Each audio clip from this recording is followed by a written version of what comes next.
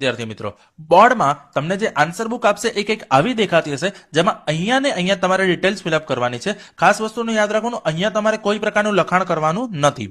આ બીજું પેજ હશે જેમાં તમને બધી જ સૂચનાઓ આપેલી હશે. સૂચના એકવાર શાંતિથી બધી જ વાંચી લેતો અને આ રીતનો તમને બારકોડ આપશે. આ બારકોડને અહીંયા આગળ તમારે કોઈ છેડખાની કરવાની નથી. અહીંયા તમારો સીટ નંબર અને આન્સર બુક નંબર બંને ખાસ ચેક કરી લેવું. સેન્ટર ને બ્લોક એટલે આ ડિટેલ્સને એકવાર વેરીફાઈ કરજો. બ્રાઉન સ્ટીકર કંઈક આ રીતનું દેખાતું હશે. ડિટેલ્સ આ રીતે ફિલઅપ કરવાની છે કે હોલ ટિકિટમાં અહીંયા સેન્ટર નંબર લખ્યો હશે, એ સેન્ટર નંબર અહીંયા ઉતારવાનો છે. તમારો સીટ નંબર એ અહીંયા ધ્યાનથી તમારે લખવાનો છે. 111 ડિજિટ ચેક કરીને લખજો અને આ રીતે તમારે શબ્દોમાં લખવાનો છે. સાથે એ વસ્તુને ધ્યાન રાખજો, અહીંયા તમારે સાઇન કરવાની નથી, અહીંયા સુપરવાઇઝરની સાઇન આવશે. હોલ ટિકિટમાં અહીંયા લેંગ્વેજ ને બધી ડિટેલ તમારે એ રીતે ચેક કરીને ભરવાની છે. અને છેલ્લે તમને જે બ્રાઉન સ્ટીકર આપે એ બ્રાઉન સ્ટીકર આ રીતે તમારી બધી ડિટેલ્સ છુપાઈ જાય એવી રીતે લખવાની છે, જેમાં આ એરો ને આ એરો મેચ થાય એટલે કે આ સ્ટીકર સીધું આવે એનું ખાસ ધ્યાન રાખજો.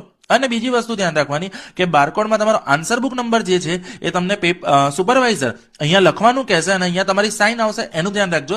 સાથે જેટલી પણ એક્સ્ટ્રા સપ્લિમેન્ટરી લો છો એ અહીંયા નંબર લખવાનો રહેશે અને તમારી સીટ નંબર એ બારકોડ પર ખાસ ચેક કરી લેવો. તો આ બધી જ ડિટેલ ધ્યાનથી વાંચી અને વ્યવસ્થિત રીતે લખજો, જેથી વાંધો આવે નહીં. તમારે જેટલી પણ સપ્લિમેન્ટરી હશે એનો સિરિયલ નંબર આપેલો હશે, એ સિરિયલ નંબર તમારે અહીંયા લખવાનો રહેશે.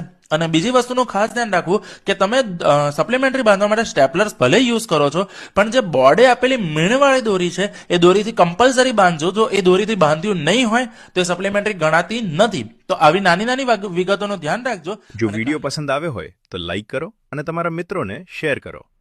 અને ગુજરાત માધ્યમિક અને ઉચ્ચતર માધ્યમિક શિક્ષણ બોર્ડને સંબંધિત કોઈ પણ માહિતી કે અપડેટ્સ માટે અમારા પેજને ફોલો કરો.